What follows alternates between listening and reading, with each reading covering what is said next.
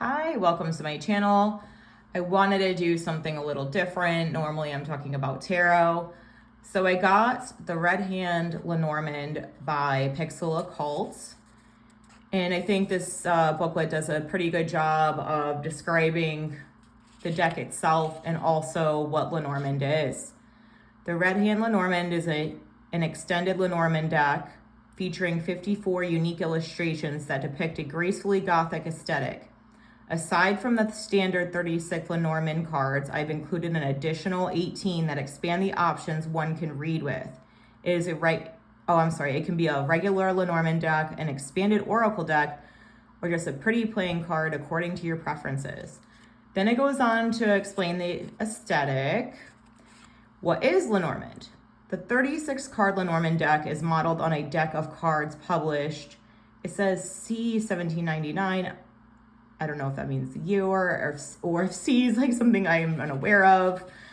I'm not going to try to pronounce. It was published as a part of something else, which translates to the Game of Hope. So it was named after a fortune teller, Marie Anne Lenormand. Lenormand decks have the same card numbering, primarily symbols and playing card associations as the card in Hetchel's, what translates to the Game of Hope. Cartomancy with the Lenormand is similar to that of tarot. It involves simple, straightforward imagery, but the cards involve more concrete, tangible issues than the psychology and spirituality of tarot. So with that being said, it does go with the combinations, techniques, and different spreads in this. Now, I will say I used to read with a Lenormand deck here and there. Not a lot, because I do prefer tarot. But I do not know why I wasn't reading with it as much, because I kind of prefer it over most Oracle decks.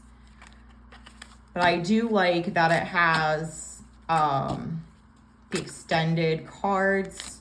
I find that very unique. So I was shuffling and I pulled Void. Now this is not, let me put a light over and see if that helps. Okay, there's a glare, so possibly not. We have Void. I think that is one of the last ones listed in this booklet. Explain some of the suit numbers on some of the cards too, which I had completely forgot about. Void.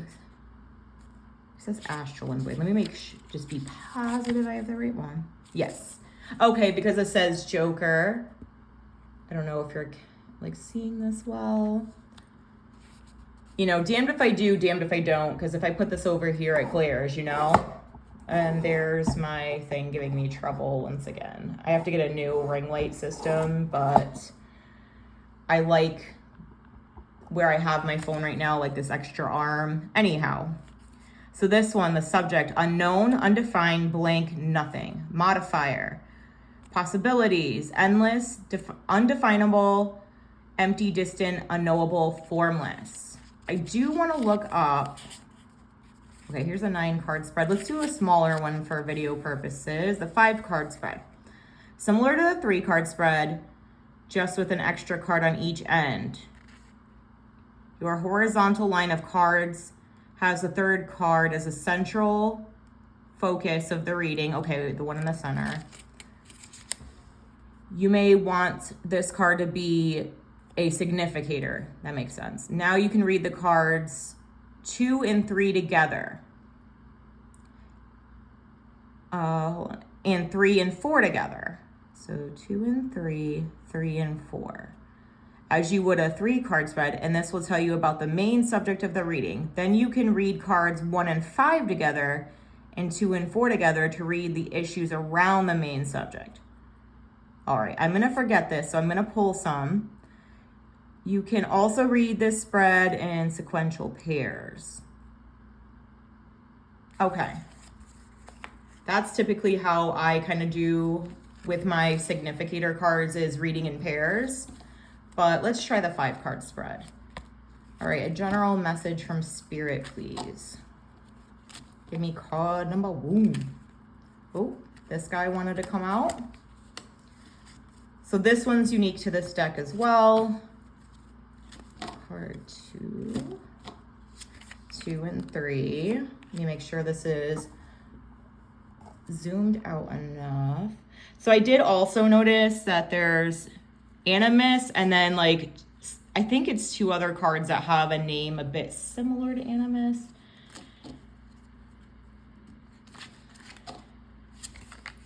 I'm putting it like this for now so you can see. All right. So our central focus would be the 3rd card, 50, Hourglass. So we're gonna go to Hourglass.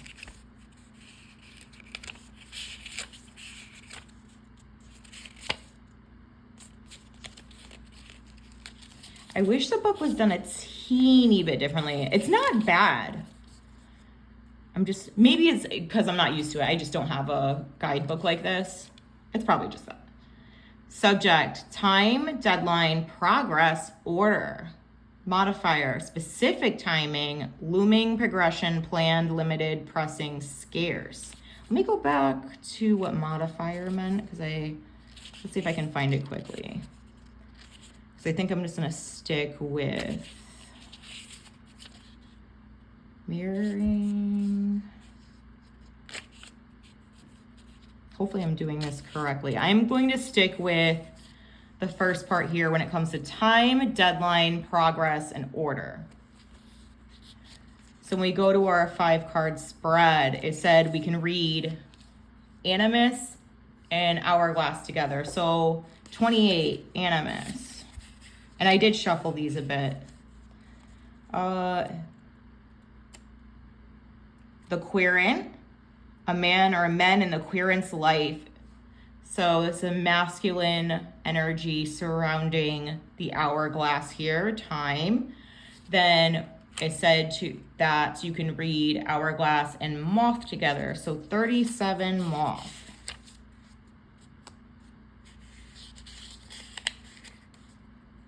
Flight, search, metamorphosis, and pest. Flight, search.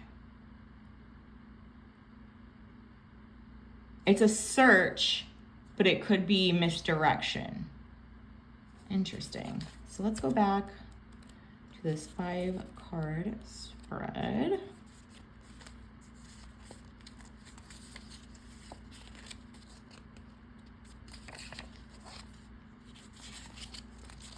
Sorry if it's taking me a bit. I haven't used this. Well, I haven't done a spread with this at all, actually.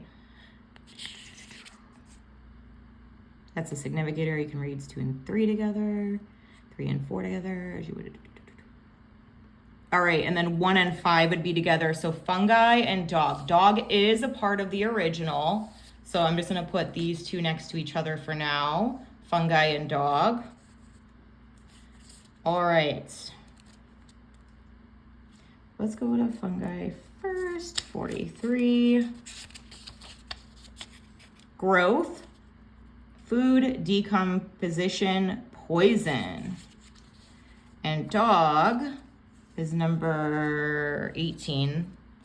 Couldn't see there for a second.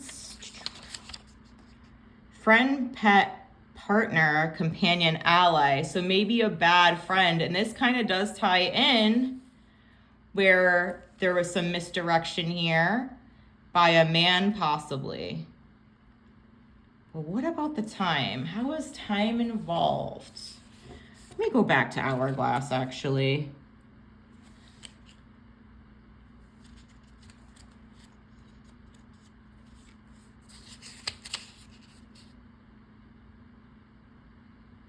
Time, deadline, progress, order. Maybe somebody messing with your progress or a timeline you might have.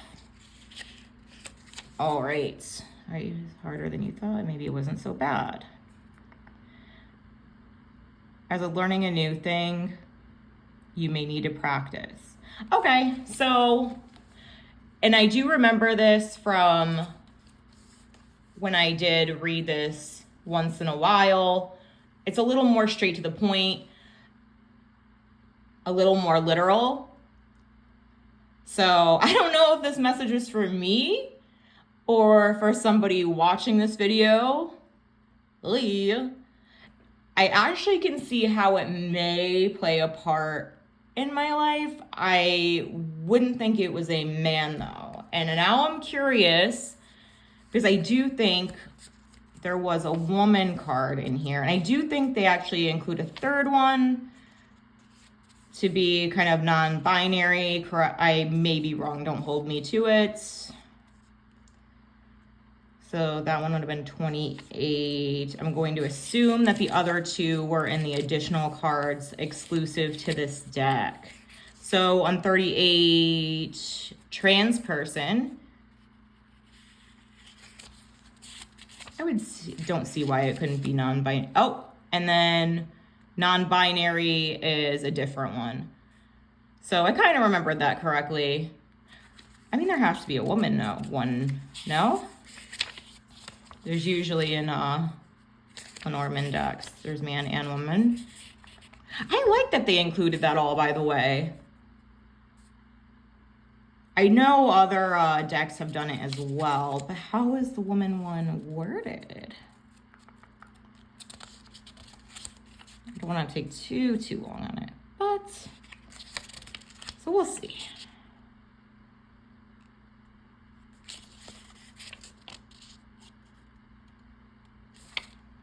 Wait, so there's animus here? Oh no, it says man, okay. Okay, so the next one would have been woman. Okay, so there is man, woman, non-binary, and trans. So that's really awesome. So this is giving me a lot to think about. I don't know if it's giving you a lot to think about as well. But if you could like, comment, and or subscribe, it helps people find my channel and it helps me out. And yeah, I'm gonna try to incorporate a few new things here and there. So with that, I hope you have a wonderful day.